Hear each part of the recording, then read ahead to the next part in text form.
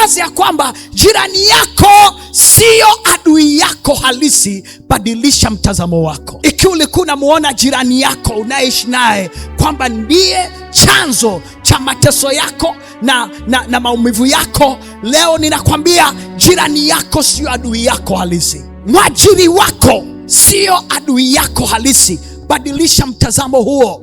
Mme wako au mke wako sio adui yako halisi. Badilisha mtazamo huo. Hata wale wanaokuumiza, wale wanaokutesa sio maadui zako halisi.